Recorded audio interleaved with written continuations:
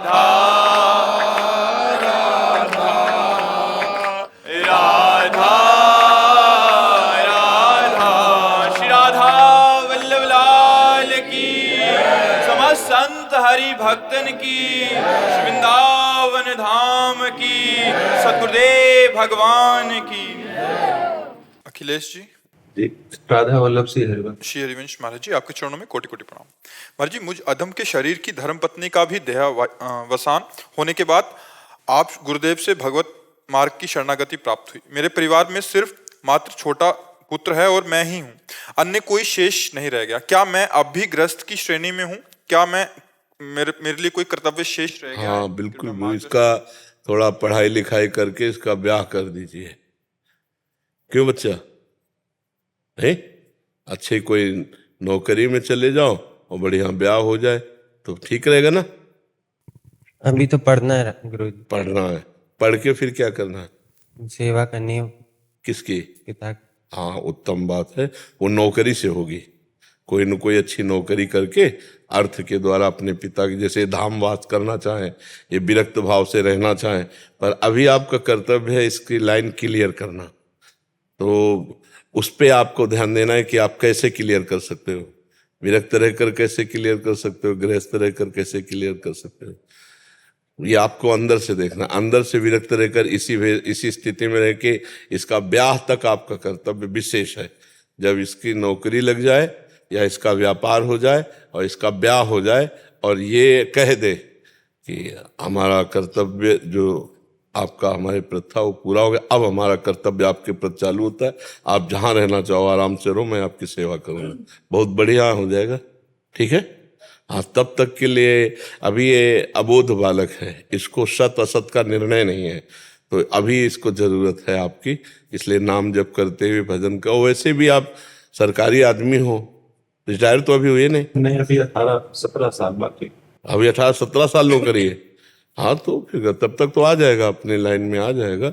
इसके बाद विरक्त हो जाओ, भजन करो। तो आंतरिक विरक्तता की जरूरत है, बाहरी तो नौकरी करो तुम वर्दी धारण करके।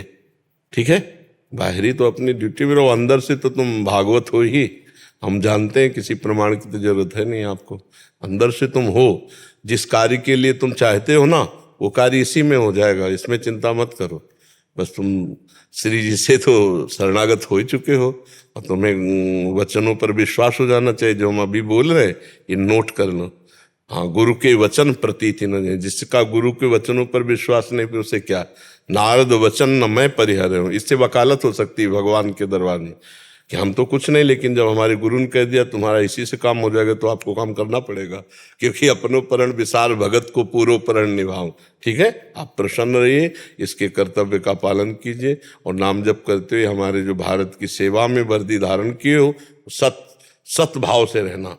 कभी किसी से घूस मत लेना, कभी कोई अधर्माचरण मत करना, और जो निर्दोष है उसको कभी दंड देने की भावना न हो, जो दोषी है उसे कभी बख्शो मत, उसको दंड देना यही पूजा होगी। अब हमारा बात समझना, भगत हृदय हो तो ऐसा ना हो कि दोषी को भी बख्श दिया जाए, नहीं।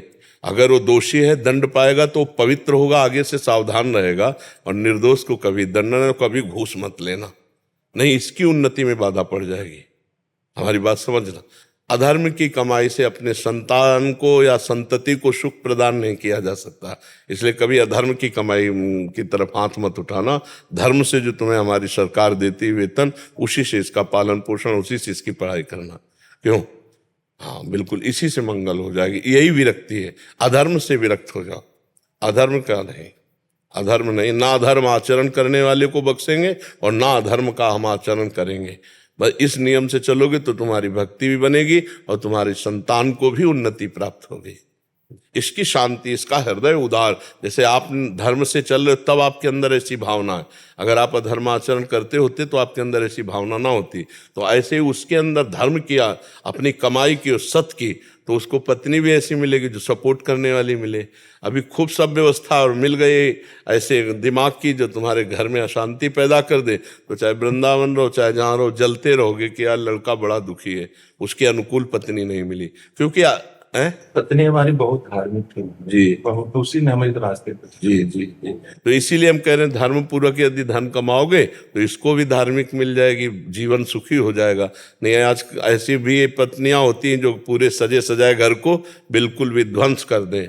हाँ बहुत, इसलिए बड़ी कृपा भगवान की मनाए और धर्म पूर्वक चले तो सब भगवान व्यवस्था कर देते हैं। महावीर सिंह जी दिल्ली से। राधे राधे स्वामी जी। पूजनीय स्वामी जी, आपके चरणों में कोटि कोटि प्रणाम। स्वामी जी, हम 4 पीढ़ी से राम जी के उपासक हैं, राम नाम का जप करते हैं।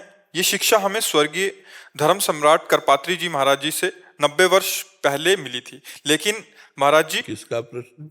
अच्छा, मैं 2 वर्षों से आपका सत्संग एवं एकांतिक वार्तालाप सुन रहा हूँ। महाराज जी, मैं आपके सत्संग से प्रभावित होकर इस शंका का समाधान चाहता हूँ कि मैं राम जी के और आपके बिना नहीं रह सकता। मेरा कल्याण मार्ग क्या रहेगा?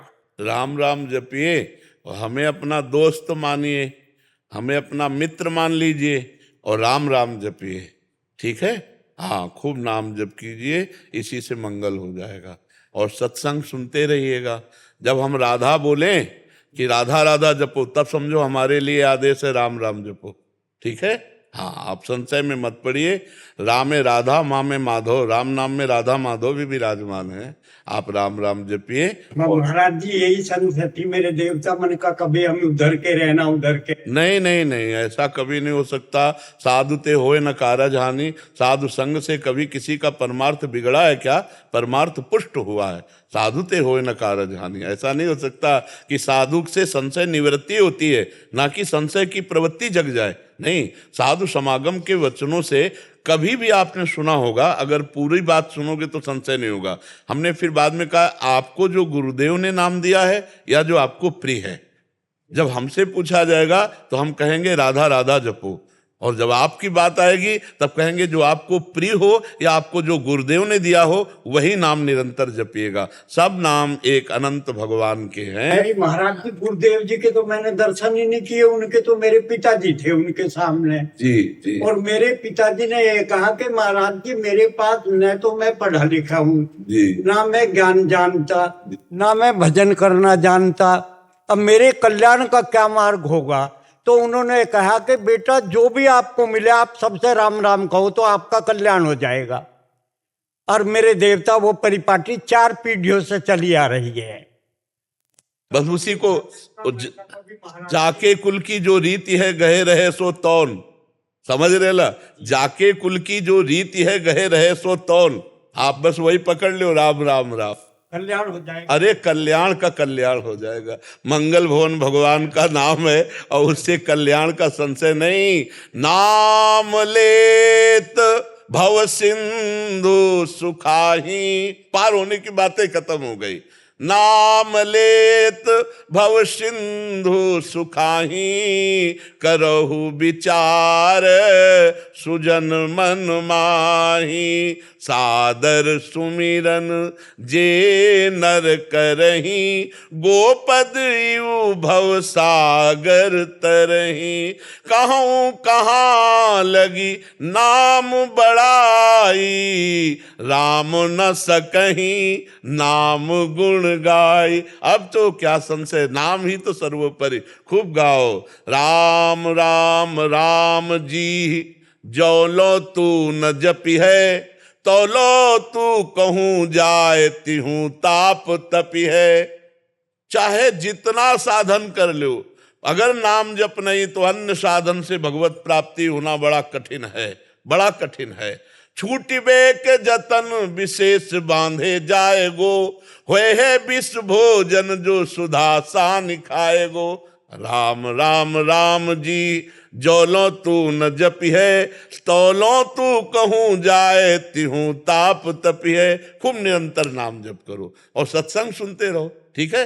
कोई संशय? एक परेशानी और है, चूंकि वृद्धावस्था है, 82 साल की उम्र है, अब यहाँ मैं हर महीने तो आ नहीं सकता। नहीं तो हमने तुमसे कब कहा हर महीने आ जाओ? नहीं तो मेरी तो उत्कंठा है आपसे हर वक्त मिलने की। अगर उत्कंठा तो मैं हर समय तुम्हारे दिमाग में हूं, देख लो ना।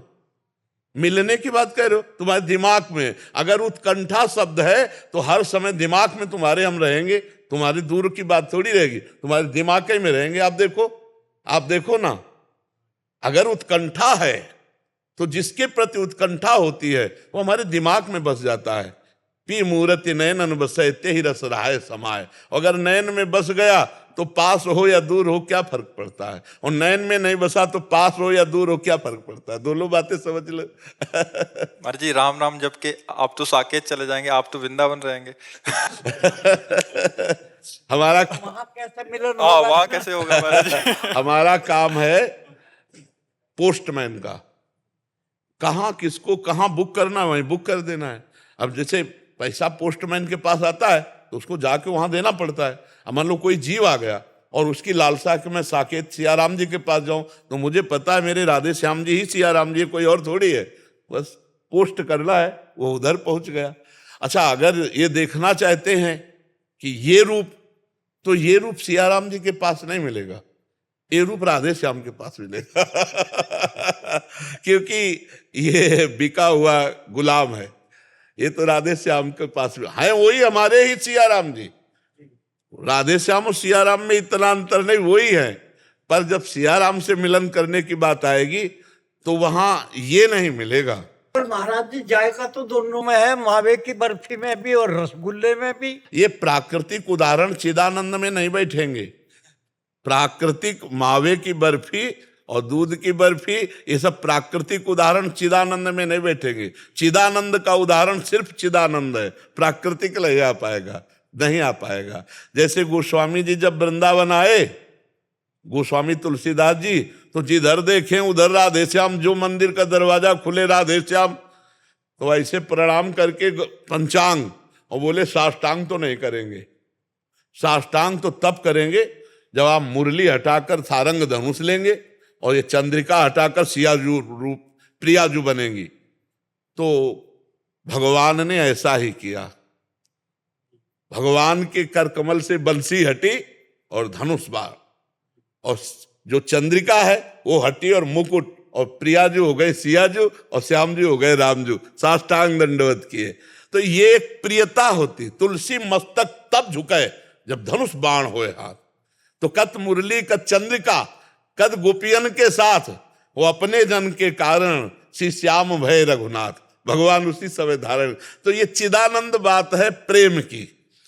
अब जैसे हृदय से पूछा जाए, इतना भी अंतर न राम जी में है, न श्याम जी में है, न प्रियाजू में, न सियाजू में। पर प्रीति की बात जब आएगी तो फिर जहां प्रीति होती वही मन भागता है ना। हाँ, नहीं, ये प्रियता का है तो वही हमारे प्रभु, हमारे ही प्रभु सिया राम। पर प्रियता, प्रियता जहां आती है तो फिर वही, ये तो प्रियता का देश है, वही राम है, वही श्याम है। लेकिन जब प्रीति हो गई, तुलसीदास जी के गुरु भाई थे नंददास जी, और नंददास जी श्याम जी के उपासक वल्लभाचार्य जी महाराज है ना, तो जो श्रीनाथ जी हैं उनके आसक्त हो गए श्रीनाथ जी के। तो तुलसीदास जी ने लिखा, हमारे राम जी में क्या कमी थी जो तुमने श्याम जी, बोले कमी की बात ले, उसने मुरली बजा के हमारा चित्त चुरा लिया है, हमारा चित्त। और बोले गुरु जी ने भी तो नाम रखा था नंददास, तो नंददास तो नंद के लाडले ने हमारे चित्त को चुरा लिया। नंददास जी गोस्वामी तुलसीदास जी के गुरु भाई थे और श्री नाथ जी को पद सुनाते थे। अष्ट आचार्यों में वो एक आचार्य है नंददास जी। जैसे कुंभनदास जी, सूरदास जी, ऐसे गोविंद स्वामी जी, छीत स्वामी जी, ऐसे श्री नंददास जी। तो खूब प्रीति करो, जब तक जीवन है खूब नाम जप करो और सत्संग सुनते रहो, बढ़िया आनंद रहेगा। और साकेत में जब जाओगे तो वहां सिया राम जी, हनुमान जी, लक्ष्मण जी, ये सब परिकर मिलेगा। हाँ, अब हमारी खोज करोगे तो वहां नहीं मिलेगा फिर। आप यहाँ तो मिल जाओगे जी, यहाँ तो मिल ही रहेगा। तो बस यहीं से संतोष कर लो। मनीष यादव जी बिहार से। जी हरिवंश। श्री हरिवंश, भगवान मेरा मन मुझे कभी कभी निराश कर देता है। कभी कभी सामने विचार रखने लगता है कि क्या पता श्री जी तुझे जानती भी होंगी या नहीं। उनके ना जाने वैसे भी जब तक निर्विकार मन न हो जाए तब तक ये विश्वसनीय नहीं। ये तो श्री जी की बात करो, किसी पर विश्वास कर सकता है। वो तो एक क्षण भक्ति में लगेगा, दूसरे क्षण भोग में लगेगा, एक क्षण वो दूसरे को सुख देने की बात सोचेगा, दूसरे क्षण दूसरे का सुख छीनने की बात करेगा। ये विश्वसनीय भी कोई स्थिति थोड़ी है।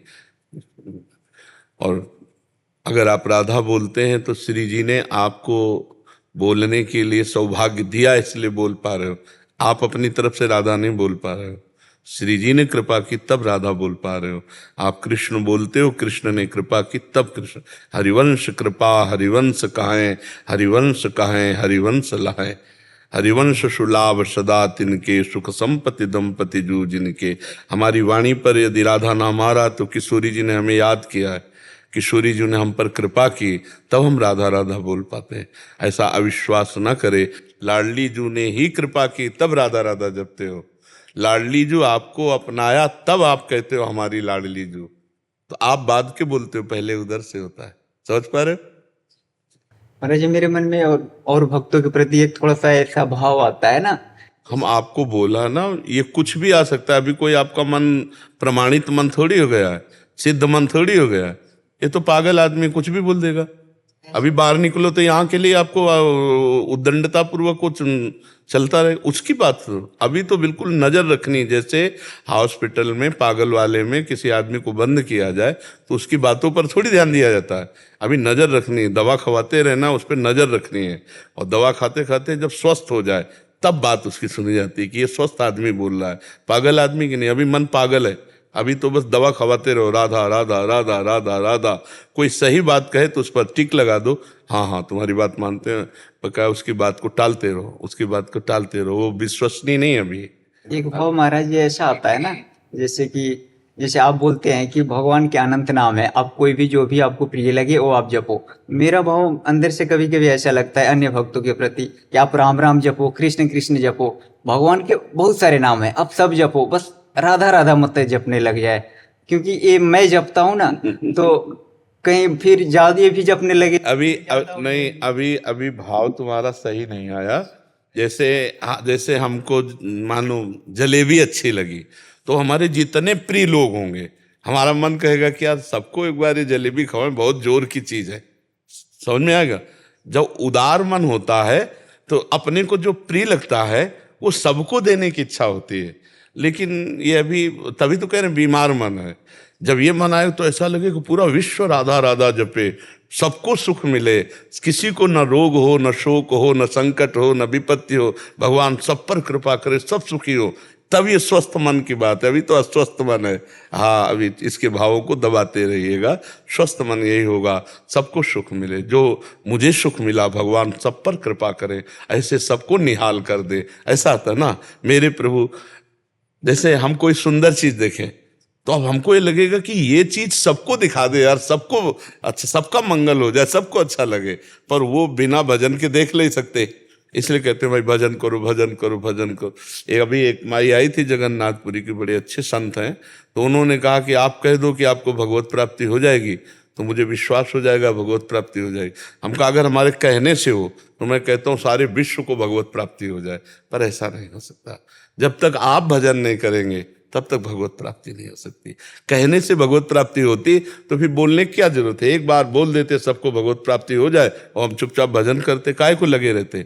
लेकिन ये लगे इसीलिए कि जब तक आप भजन नहीं करोगे तब तक आपको भगवत प्राप्ति नहीं होगी।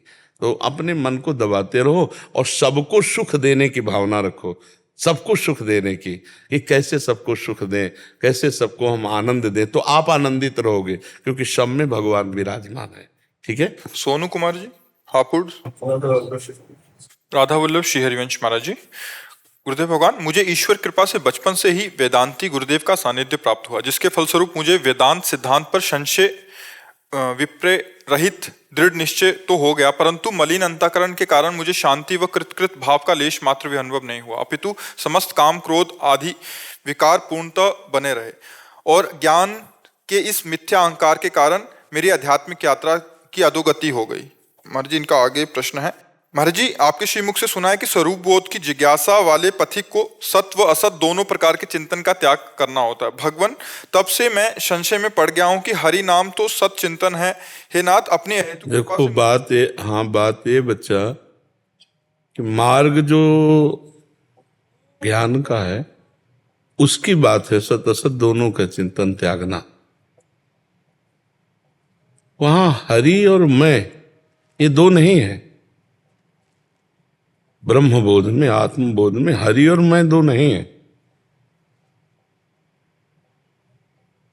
वहां मैं ही मैं है,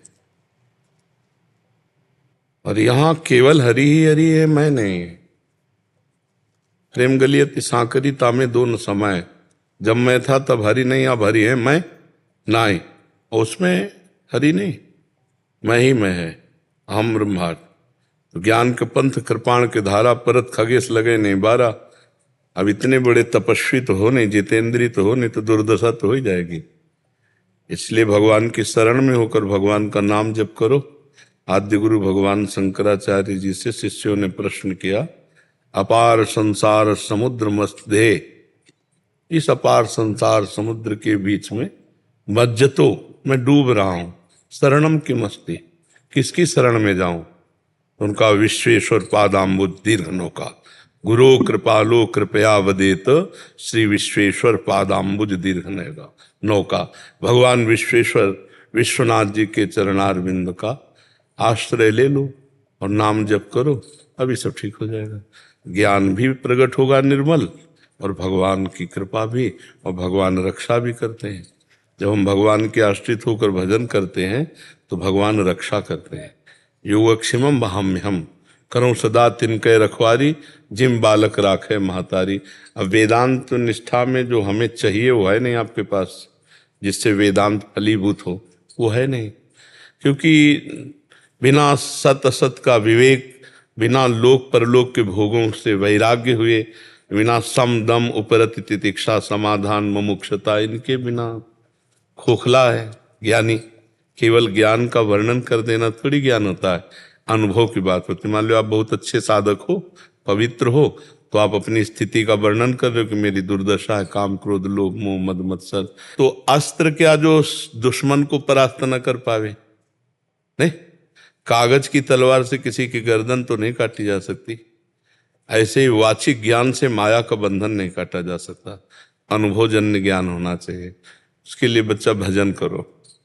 अगर हमारी बात मान जाओ तो भगवान की शरण में हो जाओ, मानी संख्या से सवाल हल हो जाएगा।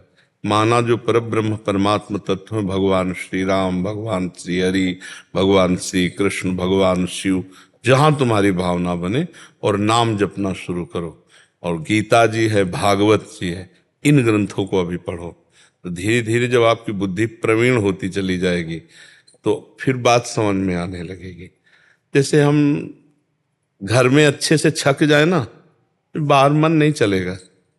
ऐसे अंदर आंतरिक आत्म सुख मिल जाए ना, तो बहिर जो इंद्रियजन्य भोगों की उसकी लालसा नहीं रह जाएगी। अभी क्या अंदर खाली सूखा है, अब ऊपर घी लगा के यहाँ से हम आवे और कह दे भाई हम हलवा पा के आ रहे हैं, तो हम हर चीज देख के ललचा जाएं, क्योंकि भूखे हैं। केवल ओंठों में घी लगा लेने से हलवा खाने की तृप्ति थोड़ी हो जाएगी, वो तो हलवा खा के ही तृप्ति होगी। तो निज सुख बिन मन होए कि थीरा, जब तक निज सुख, आत्म सुख, परमात्म सुख मन को नहीं मिलेगा, तब तक वो बातों से शांत होने वाला नहीं। बातें करोगे ब्रह्म ज्ञान की और क्रियाएं करोगे अज्ञानी वाली। अगर भगवान के शरण में हो गए तो फिर वो शुद्ध ज्ञान देते हैं, वो शुद्ध भगवान मार्ग दे देते हैं, और जहां लड़खड़ाते हैं वहां में बचा लेते हैं। करो सदा तिनके रखवारी, जिम बालक राखे महतारी। देखो सनक सनंदन सनातन सनत कुमार चारों ब्रह्म ज्ञानी महात्मा है, ब्रह्मबोध संपन्न हो, लेकिन हर समय क्या जपते रहते हैं? हरिशरणम हरिशरणम हरिशरण। ये विचित्र माया है भगवान की। बचा सकते हैं तो भगवान बचा सकते हैं। इसलिए भगवान की शरण में हो जाओ, नाम जप करो। सच्चा ज्ञान ये है कि हम अभी मायाकृत शरीर में फंसे हुए हैं और इससे हटना बहुत कठिन है। आप देख रहे हो, इसके आकर्षण से हटना बहुत कठिन है। तो फिर हम गुरु स्वरूप भगवान श्री हरि की शरण में और उनका नाम जप, उनकी लीला कथा, बहुत हृदय शीतल हो जाएगा। देखना भगवान, मैंने गुरु मंत्र आपके ही यूट्यूब से सुनकर, नाम का प्रताप सुनकर मैं इस नाम जब से प्रारंभ किया, तो वैसे मेरा मनोराज भी कम हो गया। हाँ, हो जाए, और बहुत शीतलता आने लगेगी। मतलब एक एक विश्राम जैसा लगने लगेगा। जब आपको भरोसा दृढ़ हो जाएगा ना प्रभु में, कि मैं कौन हूँ, मैं क्या हूँ, भगवान जाने, मैं जैसा भी हूँ भगवान का हूँ, और खूब डट के नाम जप करना है, अपने आचरण पवित्र रखना है। अब इसी से आपके अंदर वैराग्य और ज्ञान की उत्पत्ति होने लगेगी। जैसे जैसे भगवान का भजन करेंगे तो भगवान कृपा करके ज्ञान देते हैं। जो भगवत प्रदत्त ज्ञान होता है वही माया मुक्त होता है। जो पढ़ा लिखा ज्ञान होता है उससे माया मुक्त नहीं हुआ जा सकता। जड़ चेतन की ग्रंथि का जो भेदन है वो भगवान की कृपा से प्राप्त ज्ञान से होता है। सोई जाने जे देव जनाई, भगवान जिसे जना देते हैं वही जानता है। इसलिए खूब भजन करो, अच्छे आचरण करो, दूसरों की सेवा करो। मानव जीवन है ना, हमको ये शरीर मिला है, हम जो हैं सो तो है ही है, हमको करना क्या है बस ये बात देखनी। गंदे आचरण नहीं करने, पवित्र आचरण करना है, दूसरों की सेवा करनी, खूब नाम जप करना है और भगवान से मिल जाना है। बस ये बात। सब ज्ञान, वैराग्य, भक्ति, योग सब भगवान के पास जा रहे हैं। कोई उन्हें ब्रह्म कहता है, कोई परमात्मा कहता है, कोई भगवान कहता है, वही है, दूसरा तो है नहीं कोई। तत्व तो एक है ना, वहीं पहुंच चलेंगे। ऐसे ज्ञान मार्ग में चलने पर बड़ी कठिनता है और उसमें सिद्ध होना बहुत कठिन है। एक काशी से महात्मा आए थे 65-70 वर्ष के, बड़े ईमानदार। ईमानदार का मतलब अपनी बात कह देना, जैसे तुमने कही ना। तो आके बोले, स्वामी जी हम कुछ दिनों से आपका सत्संग सुन रहे हैं तो मुझे बहुत जलन हो रही है। बोले मैं वेदांत पढ़ता हूँ, अपने काशी में रहता हूँ, विश्वनाथ जी के रोज दर्शन करता हूँ, जल चढ़ाता हूँ, गंगा स्नान सब कुछ करता हूँ, पर कमी क्या है जो मुझे शांति नहीं? उनका भजन, भजन की। तो बोले आप जो बताओ, उनका ऐसे ऐसे नाम जप करो, फिर हमें आप बताना। दूसरी बार फिर आए, उनका बहुत कम दिनों में हमको बहुत आनंद, क्योंकि तैयार भूमि है, भूमि तैयार है। अब वेदांत चिंतन करने के बाद जो है, फिर इसके बाद कहीं आस्था तो रहती नहीं बाहर, और अपने लोगों की आस्था बहुत है, अपने शरीर पर है सब। देखो वो सही मार्ग, कोई गलत मार्ग नहीं, पर उसके लिए जितनी पवित्रता चाहिए वो नहीं है। कलयुग है ना, खान पान, व्यवहार, शरीराभिमान और नाना प्रकार के आग, इससे ज्ञान नहीं होता, वो सब खिचड़ी हो जाता है। शुद्ध ज्ञान के लिए पहले शरीर राग मारा जाता है। मैं शरीर नहीं हूं, तो इसका भूख प्यास भी मैं नहीं हूं, इसकी सर्दी गर्मी भी मैं नहीं हूं, तो इसके काम क्रोध भी मेरे नहीं है। अभी निर्मल हो, अभी निर्मल, पर ऐसा नहीं है। जहां व्यथा मन मंथन करके प्रकट किए तो भूख भी मेरी, प्यास भी मेरी, क्रोध भी मेरे को आ रहा। तो देहाभिमानी जीव ज्ञान की बातें चाहे जितना कर ले, लेकिन उससे मुक्त होना बहुत कठिन है। अब वही सरल मार्ग है, भगवान की शरण में होकर नाम जप करते हुए, वो भी मार्ग है, पर वो बहुत कठिन मार्ग है। और उस मार्ग पे जो चल गया, जो निर्विघ्न पंथ निर्वाही, सो कैवल्य परम पद लाई। और वही कैवल्य परम पद भक्ति में सहज स्वाभाविक आकर के भक्त के हृदय में प्रकाशित हो जाता है। न शोचति न कांक्षति, ये कैवल्य परम पद है। ब्रह्मभूता प्रसन्नात्मा न शोचति न कांक्षति, न कोई चाह है, न किसी भी तरह की कोई सोच रह गई है। तो भक्त को भी तो यही होता है, सकल कामना हीन जे राम भगति रसलीन। उसके भी अंदर कोई कामना नहीं रह जाती, कोई चाह नहीं रह जाती, वो भी स्वरूप बोध को प्राप्त हो जाता है।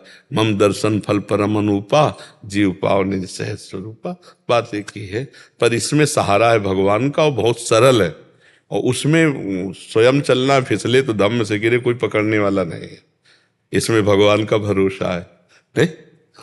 भगवान ये मैंने जैसे हरि का प्रणव के साथ जब करता हूँ हरिओम, तो ये मंत्र कोटि में तो नहीं आएगा, इसका जप कीर्तन कर सकते हैं नहीं, प्रणव आदि तो महान मंत्र ही है, उद्गीत है, बिना गुरु के इसका जप नहीं करना चाहिए। तो मेरे इष्ट श्री हरि हैं, तो फिर क्या श्री हरि हैं मेरे इष्ट, तो मैं क्या नहीं, तो नाम जप करो भगवान के। हाँ, प्रणव को तभी जपना चाहिए, या प्रणव लगे मंत्र को तभी जपना चाहिए जब गुरु प्रदत्त हो, तभी वो सफल हो पाएगा। ऐसे नहीं, ऋषि परंपरा रही है, तो अपने गुरुजनों से जो मंत्र मिलता है उसी से सिद्धावस्था प्राप्त होती, नहीं और विघ्न आ जाएगा। मनमानी मंत्र जपने से काम आदि दोष प्रकट हो जाएंगे। चित्रकूट में हम एक महात्मा रात्रि के समय देखा तो मंदाकिनी की एक शिला बीच में पड़ी हुई थी, उस शिला में कम्बल ओढ़े, ठीक जेठ के महीने की बात, गर्मी, जेठ के महीने में बहुत गर्मी होती है, तपती हुई गर्मी के समय की बात, वो ओढ़े। तो हमें लगा कि ये मृत है क्या। तो जो वहाँ हमें लिवा गए थे, उनका नाम युगल किशोर था, तो कहा युगल किशोर ये मृत है या जिंदा है? उनका जिंदा और कंबल ओढ़े और ऐसे पत्थर के टुकड़े पर ऐसे रात बोले। बड़े निरपेक्ष महापुरुष हैं, किसी से बात नहीं करते। जिद हमारी थी कि संतों के पीछे लगना, उनसे बात पकड़ना। तो अब अपने बाबा जी में बैठे, कभी तो निकलेंगे, डिस्टर्ब नहीं करेंगे। और वो निकले, 2-2:30 बजे निकले। जो ही निकले बस पीछे पड़े, दंडवत महाराज जी, दंडवत महाराज जी, 1 मिनट बस महाराज जी, 1 मिनट समय। आप जैसे गुरुजन समय नहीं देंगे तो वो हेर भी नहीं रहे। हमको आप जैसे गुरुजन समय नहीं देंगे तो हम जैसे साधुकों का क्या होगा। महाराज जी 1 मिनट, बस 1 मिनट दे दीजिए। जे पूछे पीछे मुड़े, कमर हटाया तो जैसे सूर्य उदय हो गया, तेजो में चेहरा। क्योंकि अखंड ब्रह्मचारी और निरंतर भजन परायण, आधा भींजा हुआ कंबल नीचे का और नशे में आंखें, भगवद अनुराग में। भगवद अनुराग की नशे के आगे मदा घोर नेत्रम, वो प्रेम के नेत्र अलग होते हैं। रोम रोम एकदम कांप गया कि अरे ये तो बड़े दिव्य महापुरुष। महाराज जी, महाराज जैसे किसी गरीब को धन मिल जाए तो हमका चल न दें, हमका महाराज जी 1 मिनट बैठ जाओ तो मुझे संतोष हो जाए। बैठ गए। गले में कंठी थी, वैष्णव कंठी, ये वृंदा सखी तुलसी की, तो इससे पहचान लग गया कि कोई वैष्णव। तो महाराज जी आप वैष्णव? तो महाराज जी पहला प्रश्न है कि आप शिला पे क्यों लेटते हैं रात्रि में? ऐसी त्रिकोण शिला है, तो उनका जन समाज से बचने के लिए। आप कंबल बराबर ओढ़े रहते हैं? बोले अभ्यास है, ये अभ्यास है। महाराज जी कहते हैं मंत्र को पवित्र अवस्था में ही जपना चाहिए, अपवित्र अवस्था में जपने से दोष होता है। इसमें आपका क्या विचार है?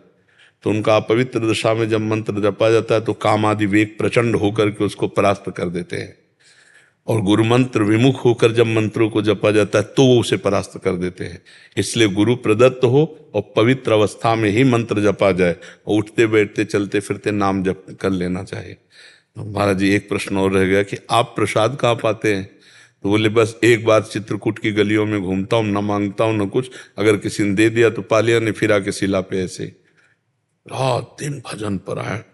अब उन महापुरुषों को ब्रह्म ज्ञान प्राप्त करने में कोई कठिनता थोड़ी हो, तो ब्रह्म स्वरूप ही हो जाते हैं।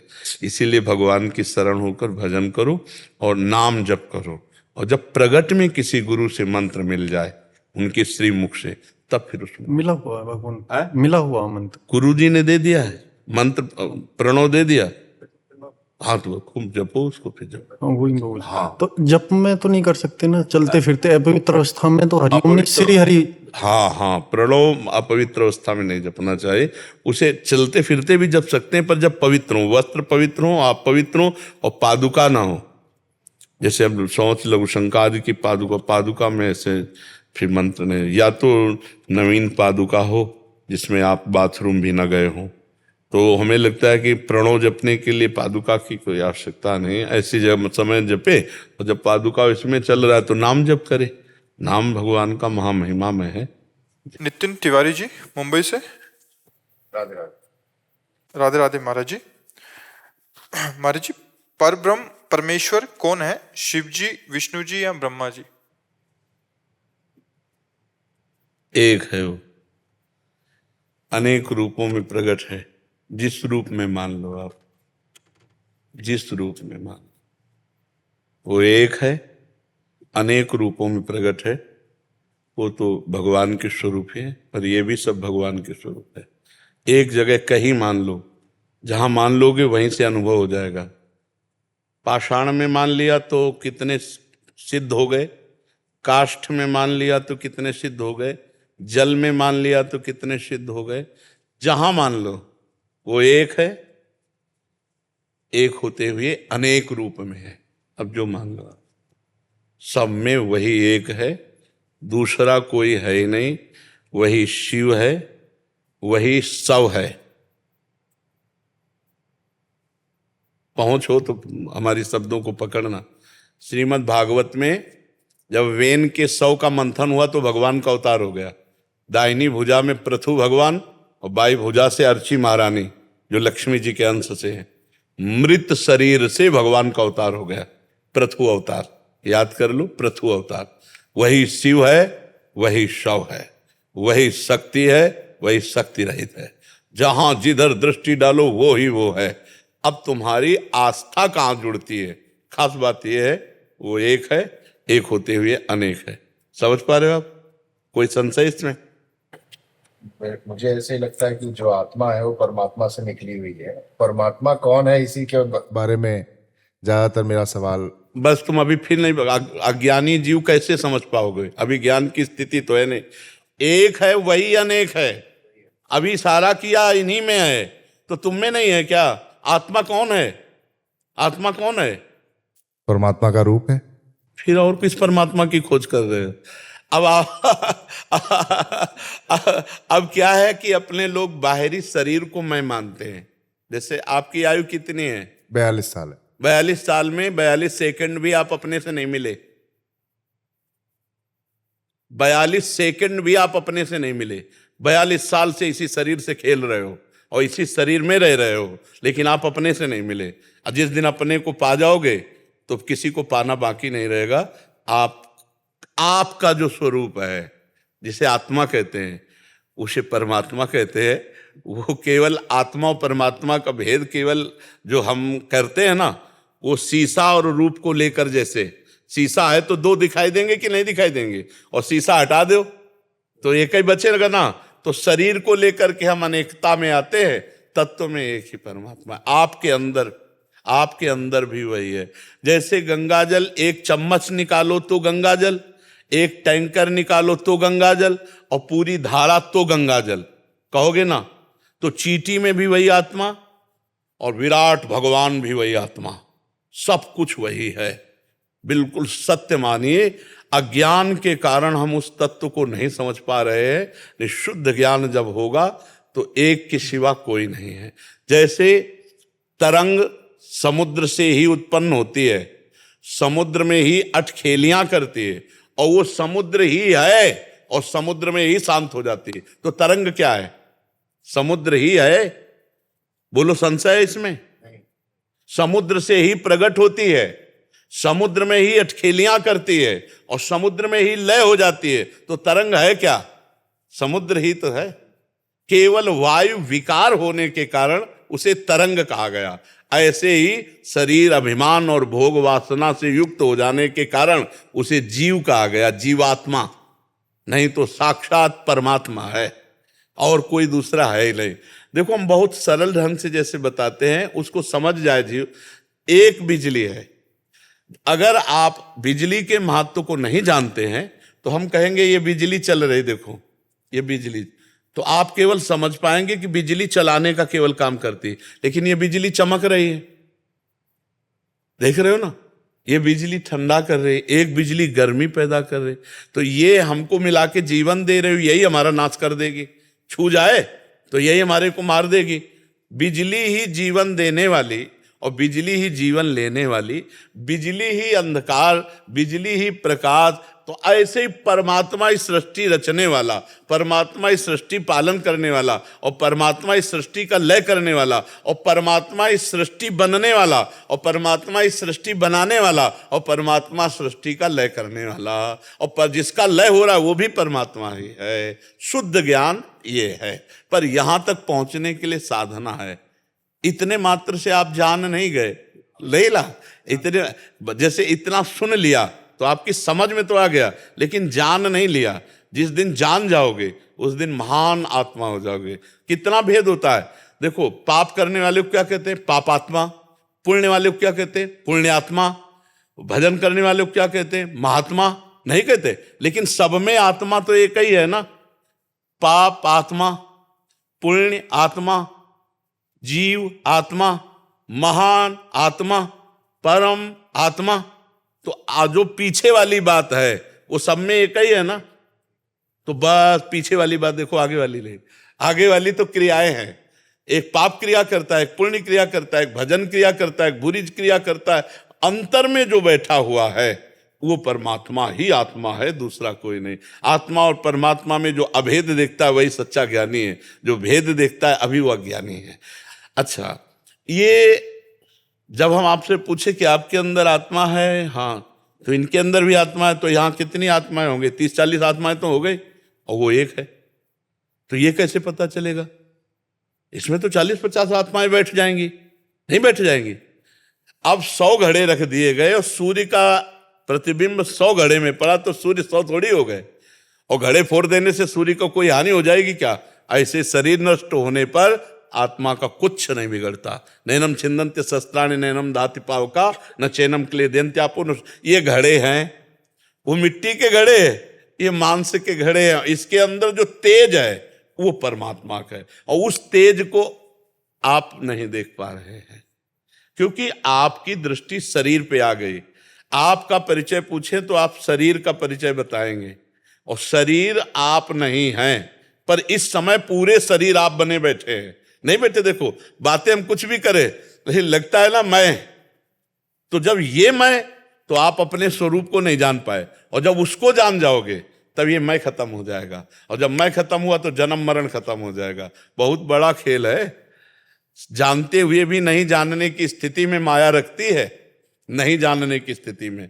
अब जैसे आप सुन लिए तो आप यही बात दोहरा दो तो कोई कह गया तो बहुत ब्रह्मज्ञानी है, लेकिन वास्तविक आपको अनुभव कुछ नहीं है। तो अनुभव जब तक ब्रह्म का ना हो तब तक ये बात केवल प्रवचन से नहीं समझ में आएगी। नायम आत्मा प्रवचने न लभ्या न मेधया न बहुना श्रुते न। बहुत सुनने से या बहुत प्रवचन करने से कोई आत्मज्ञानी नहीं हो जाता। साधना करके जब अनुभव होता है तब वो आत्मा, साधना में लगना पड़ेगा।